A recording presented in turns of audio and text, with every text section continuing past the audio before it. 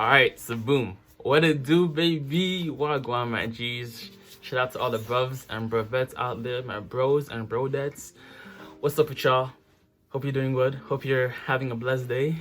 Wherever you are on this beautiful earth, thank God for light. I'm balling on a budget today. Shorty bought me a new, what do you call this? A coat? Windbreaker? But free always tastes so good. Or free always feels good. You know what I'm saying? Hey. It's free real estate. But I'm always balling on a budget. Balling on a budget. What did I say? Are you listening? Balling on a budget. Balling on a budget. Balling on a budget. I got no money in my pocket, so I'm balling on a... We don't go over our budget. We earn, spend, and give wisely. So I figured, I'd hop on the wave of personal finance. I love personal finance. Just understanding how people spend their money, what limitations and advantages they have, because we all have our limitations and advantages in one way or another. Somebody may have a family friend that gives them money or helps them find a job. Somebody else might have a father that gives them a good job at the company.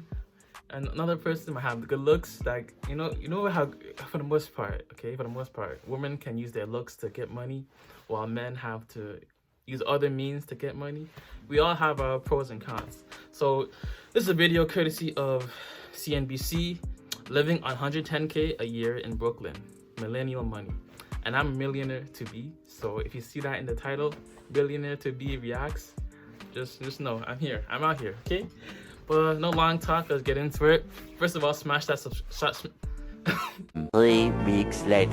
First of all, hit them folks on that like button, Millie Walk on that subscribe button. Woo! Whoa, whoa, on that like button, I appreciate you. Let's get into it, shall we? I'm a young father. It's not like I was given the silver spoon where I could work a 100K job. Found out that I was going to be a father by 18. So I had to choose whether I want to keep going to school or take care of my son. Stay strapped up, ladies and gentlemen. My man done. Especially if she's not your girl. Especially if she's not your girl. Stay strapped up. No glove, no love. I know it feels good. I know it feels better when you have the wet, but keep it classy, okay? I think he has 2 kids from what I saw. At least 1 kid. At 18, bro. I'm 22 and I still can't afford a kid. Well, I don't want to afford a kid, you know what I'm saying?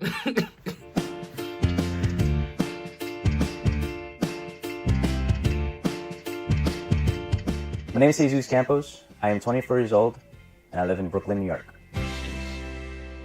I was always having to work throughout my whole life. I've worked since I was 13 years old, back in the bakery of my grandparents. Then from there, school just started to fade away.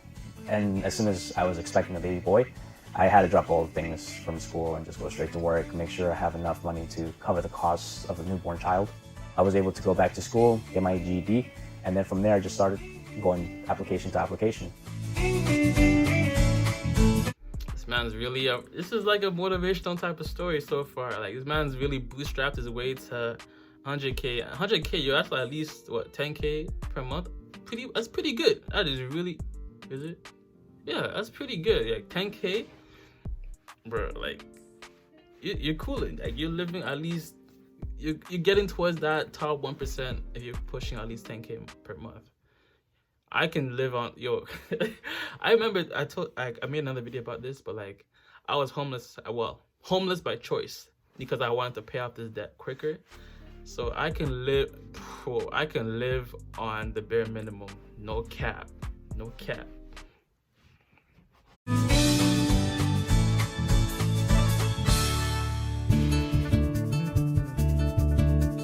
I lived in a family where we really didn't know too much about money, but we were really good at business. My grandfather knows how to do business, and then my parents really didn't know how to manage their money. My car payment is around $406. Okay, here we go. Let's see here.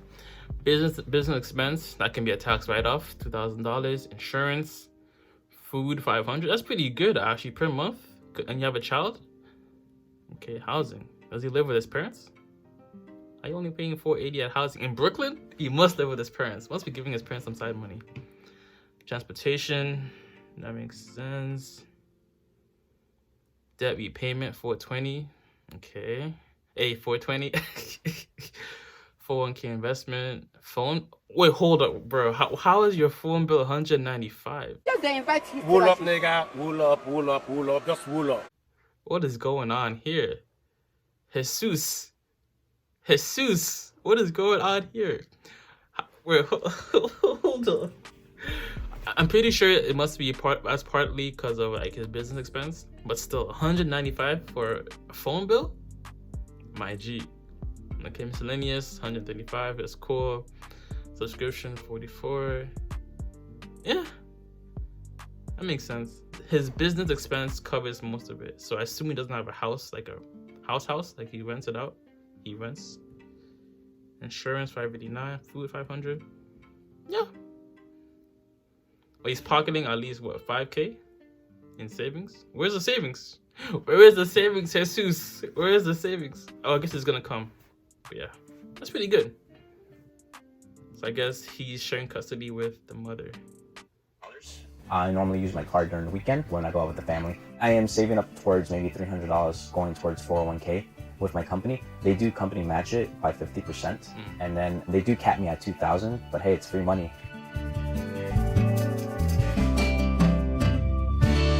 Okay, makes sense. Oh, So I currently live with my in-laws, mainly because I'm trying to save up as much money as I can, move out of here.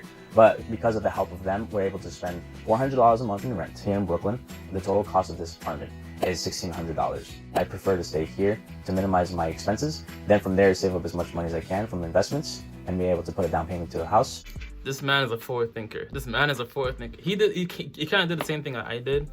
Like, well, in my case, I wanted to pay off debt. So I, rather than putting that money towards rent payment, I just, let me just live. I hit up my homies or whichever girl I was talking to at the time. Just, let me sleep over on the couch at your place. I even slept at a homeless shelter here and there, just to make my expenses as bare minimum as possible. So I knew as soon as I saw like $400 in rent in Brooklyn, I was like, okay, this man must be living somewhere for free. Well, not for free, but you know what I mean. Either you want to increase your income quicker or limit your expenses as quickly as possible. You got to either move in with your parents, share a one-bedroom apartment with somebody else, or just gotta live like no one else so that you can live and give like no one else. Shout out to Dave Ramsey. I don't agree with everything he says, but at least the foundation of wealth, he has a good grasp on that.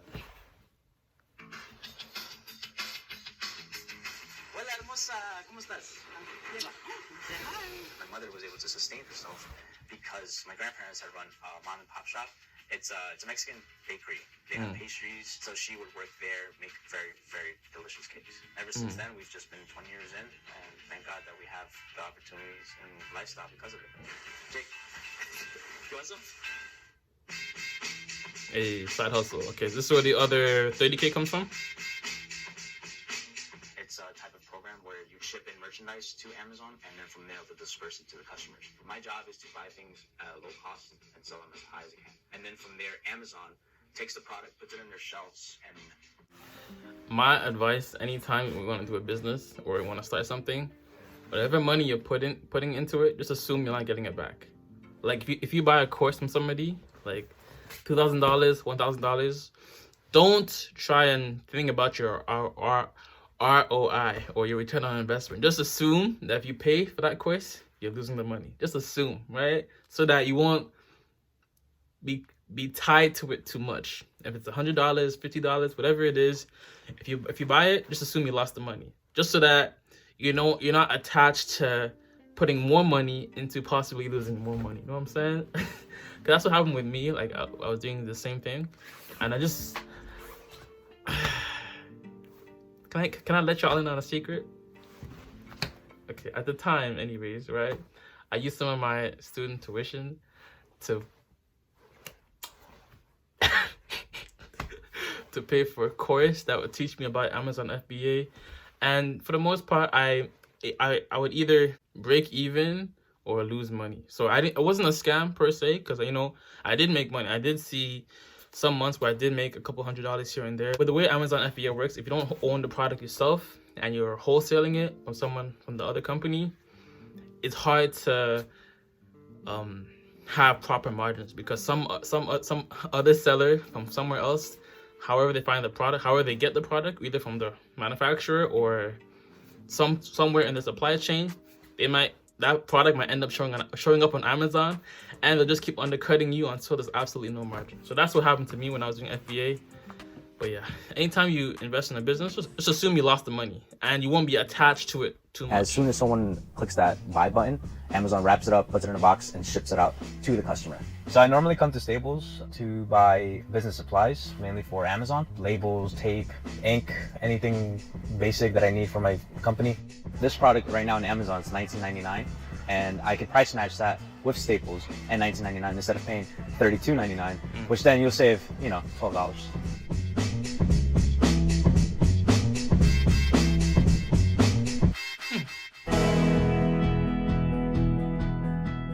So currently my wife hasn't been working because she had to take care of the kids. Every day is different. It's never the same, but it's amazing. I get to watch my kids grow, and I get to spend every milestone. It's fun, tiring, but it's all worth it. It could get really, really hard to see someone else other than your mother in the house. My dad wasn't around. Obviously my mom didn't have a choice, so I would love to give that back to my children. Me and my wife met when we were 13 years old. We hated each other. She just didn't like me, I didn't like her. We just were like those type of rivals in school.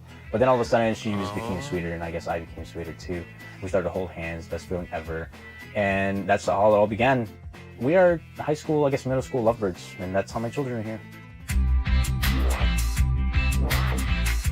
Currently my financial goals is to obviously move out from this tiny apartment. Living in Brooklyn, New York, I've been accustomed to living in such a small space where it doesn't really bother me, but my children will be getting older, so I do have to get a house pronto.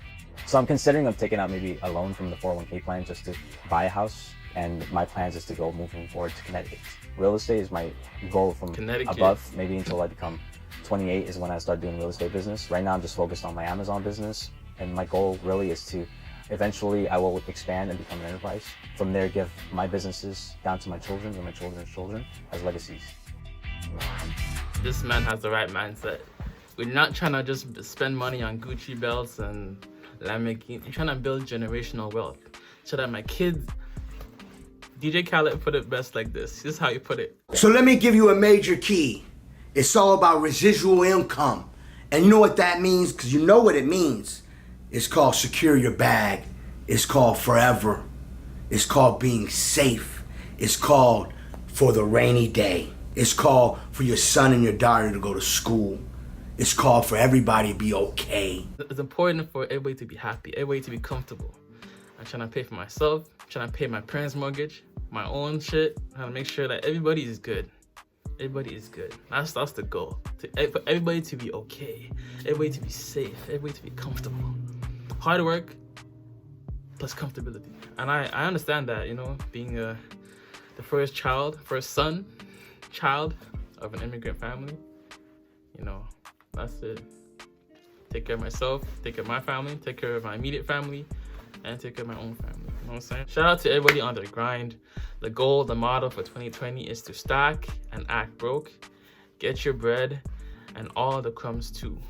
All facts, no cap. Stay on your grind, stay on your purpose.